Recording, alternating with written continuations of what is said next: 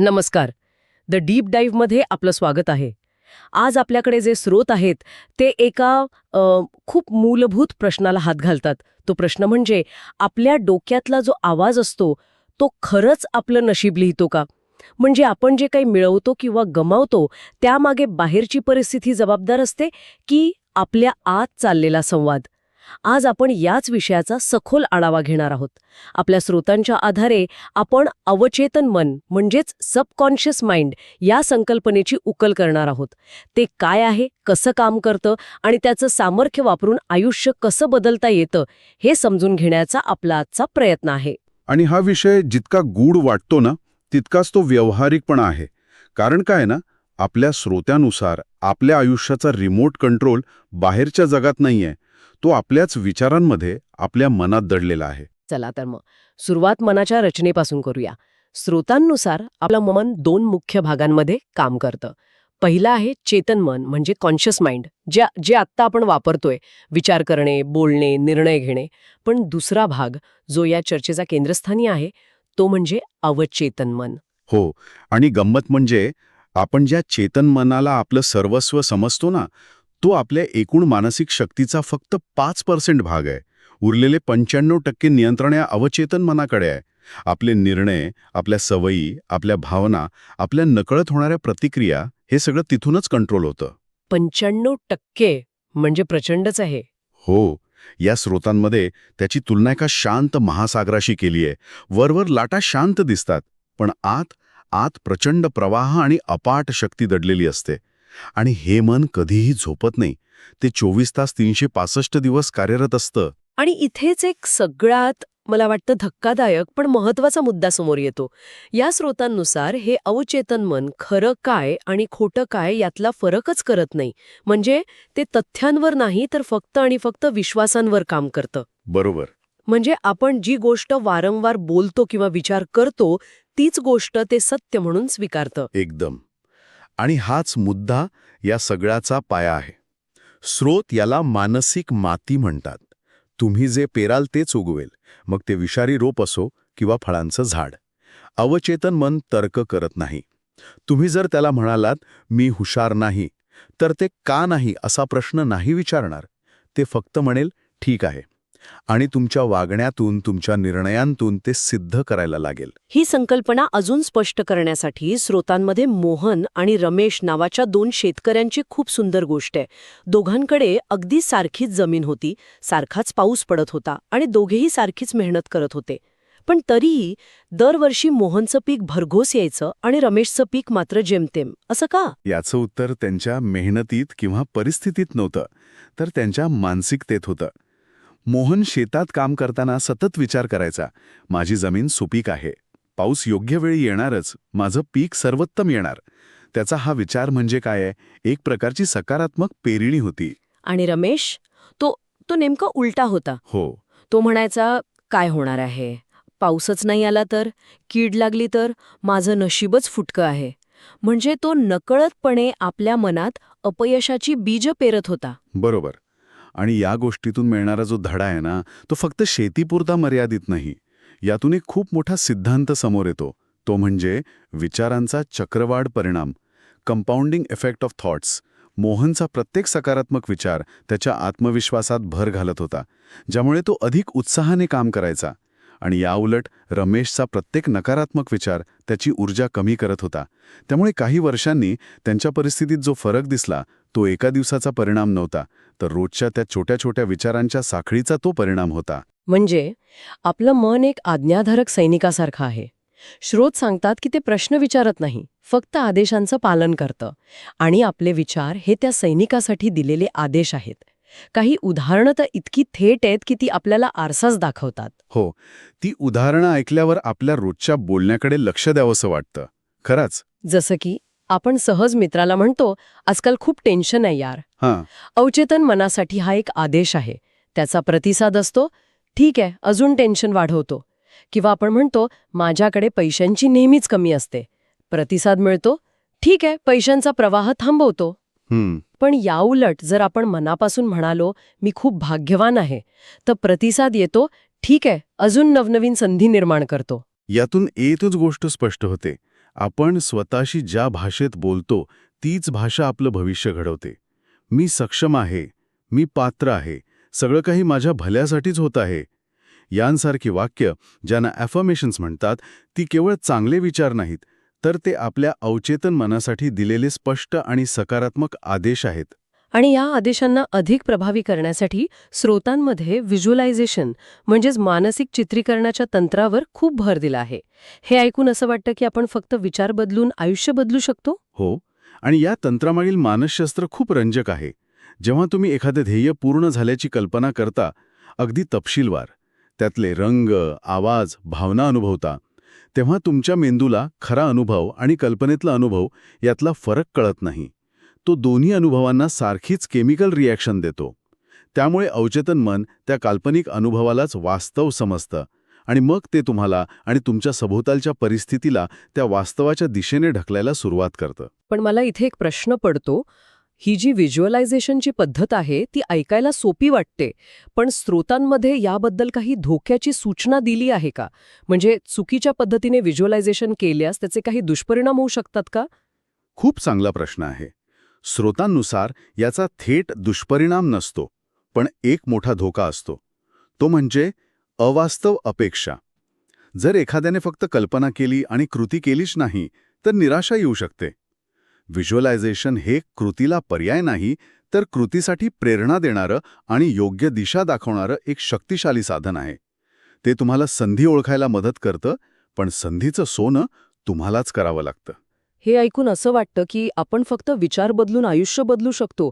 पण मला खात्री आहे की अनेक श्रोत्यांच्या मनात प्रश्न आला असेल की मी तर नेहमीच सकारात्मक विचार करायचा प्रयत्न करतो, पण माझ्या आयुष्यात काहीच बदलत नाही.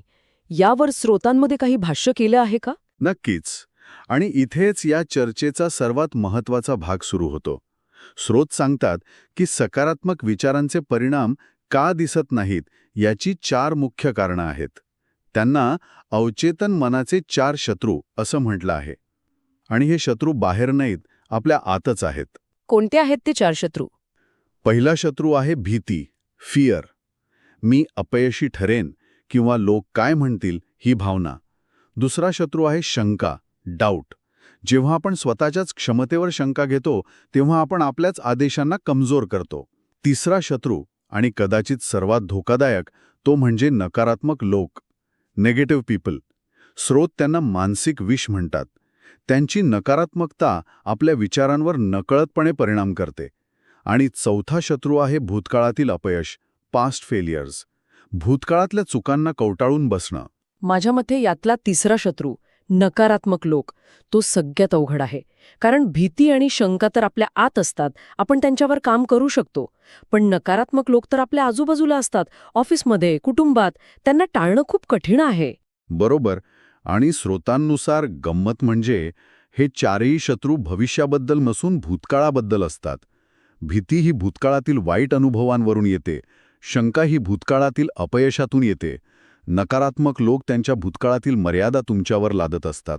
म्हणजे आपण भविष्याचा मार्ग भूतकाळाच्या आरशात बघत असतो आणि तिथेच खरी गडबड होते. या शत्रूंवर मात केल्याशिवाय सकारात्मक विचारांची पेरणी होऊच शकत नाही. आणि यावर मात करण्यासाठी झोपण्यापूर्वीचे विचार किती महत्वाचे आहेत यावरही स्रोतांमध्ये भर दिला आहे. असं का? कारण काय आहे ना, दिवसभर आपलं चेतन मन जागं असतं. ते सतत तर्क-वितर्क करत असतं. पण जेव्हा आपण झोपायला जातो, तेव्हा चेतन मन शांत होतं आणि अवचेतन मनाचे दरवाजे पूर्णपणे उघडतात. त्या अवस्थेत ते जास्त ग्रहणशील म्हणजे रिसेप्टिव्ह असतं. त्यामुळे झोपण्यापूर्वीचे शेवटचे 5-10 मिनिटांचे विचार दिवसभरातील इतर कोणत्याही विचारांपेक्षा जास्त प्रभावी ठरतात. दिवसभराची चिंता घेऊन झोपण्याऐवजी माझ्या आयुष्यात सगळं चांगलं होत आहे किंवा मी धन्य आहे, आय एम ब्लेस्ड, असा विचार करून झोपल्यास रात्रभर अवचेतन मन त्याच सकारात्मक लहरींवर काम करतं. हे सगळं फक्त सिद्धांत नाहीये. स्रोतांमध्ये एक असं उदाहरण आहे जे ऐकून मी स्वतः आश्चर्यचकित झाले. हे उदाहरण आहे एका प्रसिद्ध कॉमेडी अभिनेत्याचं, ज्याच्या आयुष्यातली एक गंभीर गोष्ट या सिद्धांताला खरी ठरवते. ती व्यक्ती म्हणजे जिम कॅरी. हो, जिम कॅरीची कथा म्हणजे या सर्व सिद्धांतांचं एक चालतं बोलतं जिवंत उदाहरण आहे. त्याच्या करिअरच्या सुरुवातीला तो एक प्रचंड संघर्ष करणारा अभिनेता होता. भूमिका मिळत नव्हत्या, घरात गरिबी होती. अशा काळात त्याला अवचेतन मनाच्या शक्तीबद्दल माहिती मिळाली. त्याने ठरवलं की हे करून बघायचं. तो दररोज व्हिज्युअलायझेशन करू लागला, स्वतःला यशस्वी अभिनेता म्हणून पाहू लागला. पण त्याने कशी गोष्ट केली जी खूपच विलक्षण होती. त्याने स्वतःच्या नावाने $10 मिलियन एक खोटा चेक लिहिला. हो, त्यावर भविष्यातील तारीख टाकली आणि खाली लिहिलं फॉर ॲक्टिंग सर्व्हिसेस रेंडर्ड. तो चेक तो नेहमी स्वतःच्या पाकिटात ठेवायचा. आणि तो चेक त्याच्यासाठी फक्त एक कागद नव्हता, तर त्याच्या भविष्याचं एक ठोस भौतिक प्रतीक होता, एक टँजिबल आर्टिफॅक्ट. जेव्हाही त्याला शंका यायची किंवा भीती वाटायची, तेव्हा तो चेक काढून बघायचा. या भौतिक वस्तूने त्याच्या अमूर्त ध्येयाला एक मूर्त रूप दिलं होतं. आणि झालंही तसं. काही वर्षांनी डम्ब अँड डंबर या चित्रपटासाठी त्याला बरोबर तितकेच म्हणजे $10 मिलियन मिळाले. ही कथा एकाच गोष्टीवर शिक्कामोर्तब करते. मनात जे प्रामाणिकपणे आणि विश्वासाने पेरलं जातं ते वास्तवात नक्की उगवतं. बरोबर. ही कथा आतापर्यंत आपण चर्चा केलेल्या सर्व तत्वांना एकत्र जोडते. यात सकारात्मक प्रतिज्ञा आहे, व्हिज्युअलायझेशन आहे, भूतकाळावर मात आहे आणि सर्वात महत्त्वाचं म्हणजे दृढ विश्वास आहे. आता प्रश्न येतो की सामान्य माणूस हे सगळं आपल्या आयुष्यात कसं आणू शकतो. यासाठी स्रोत 2 अतिशय सोप्या पण प्रभावी तंत्रांबद्दल बोलतात. कोणती आहेत ती तंत्र? पहिलं आहे पाण्याचा ग्लास टेक्निक. ही पद्धत लेखक जोसेफ मर्फी यांनी लोकप्रिय केली. हे तंत्र जादूपेक्षा मानसशास्त्राच्या जवळ जातं. रात्री झोपण्यापूर्वी एका काचेच्या ग्लासात पाणी घ्यायचं. तो ग्लास हातात धरून शांत बसायचं आणि आपली इच्छा किंवा जो प्रश्न आपल्याला सतावत आहे तो मनात स्पष्टपणे बोलायचा. आणि त्यानंतर असा विश्वास मनात धरायचा की माझ्या अवचेतन मनाकडे या प्रश्नाचं उत्तर आहे आणि ते मला योग्य मार्ग दाखवत आहे. हा विचार करून ग्लासातलं अर्ध पाणी प्यायचं आणि उरलेलं पाणी सकाळी उठल्यावर प्यायचं. स्रोतांच्या मते हा विधी आपल्या दिवसभराच्या धावपळीतून मनाला वेगळं काढून एका गोष्टीवर केंद्रित करतो. पाण्यासारख्या नैसर्गिक घटकाचा वापर केल्याने एक प्रकारची गंभीरता येते, ज्यामुळे दिलेला संदेश थेट अवचेतन मनापर्यंत पोहोचतो. हे खूपच रंजक आहे आणि करायलाही सोपं. आणि दुसरं तंत्र कोणतं? दुसरं तंत्र म्हणजे दररोजचा 20 मिनिटांचा सराव.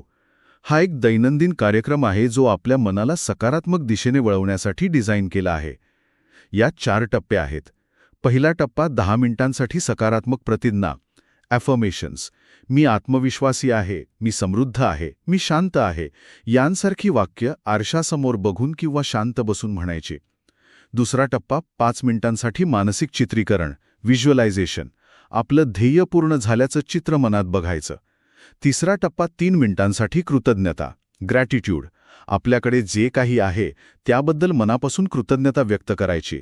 आणि चौथा टप्पा फक्त 2 मिनिटांसाठी शांतता, सायलेन्स. काहीही विचार न करता फक्त शांत बसायचं. फक्त 20 मिनिटं रोज? हे तर आपण सोशल मीडियावर घालवलेल्या वेळेपेक्षाही कमी आहे. आणि स्रोतांनुसार 20-21 दिवसात बदल दिसायला सुरुवात होऊ शकते. हे खरंच करून बघण्यासारखं आहे. अर्थात काही लोक या विचारांना विशफुल थिंकिंग म्हणू शकतात. नक्कीच. पण स्रोतांचा मुख्य मुद्दा हा आहे की याचा परिणाम होतो की नाही हे सिद्ध करण्याआधी स्वतःच्या मानसिक सवयी सुधारण्यात काहीच नुकसान नाही. नकारात्मक विचार करून आणि स्वतःवर शंका घेऊन तर आपण आजपर्यंत जगत आलोच आहोत. काही दिवस जाणीवपूर्वक सकारात्मक राहून बघायला काय हरकत आहे? बरोबर. तर आजच्या या चर्चेचं सार एका वाक्यात सांगायचं झालं तर खरा बदल बाहेर नाही, आपल्या आत सुरू होतो. अवचेतन मन ही एक नैसर्गिक आणि प्रचंड शक्तिशाली देणगी आहे. त्याचा योग्य वापर कसा करायचा ही कला शिकणं आपल्याच हातात आहे. अगदी बरोबर. आणि या चर्चेच्या शेवटी श्रोतांना विचार करण्यासाठी एक प्रश्न सोडून जाऊ इच्छितो. या स्रोतांनुसार आपलं बाह्य वास्तव हे आपल्या अंतर्गत विचारांचं प्रतिबिंब आहे. तर विचार करण्यासारखा प्रश्न हा आहे की जर एखाद्याने फक्त एक दिवस स्वतःच्या विचारांचे तटस्थपणे निरीक्षण केले आणि तेच विचार जर त्यांच्या उद्याच्या आयुष्याची पटकथा लिहिणार असतील तर ती पटकथा बघायला त्यांना आनंद होईल की भीती वाटेल? याचं उत्तर कदाचित खूप काही सांगून जाईल.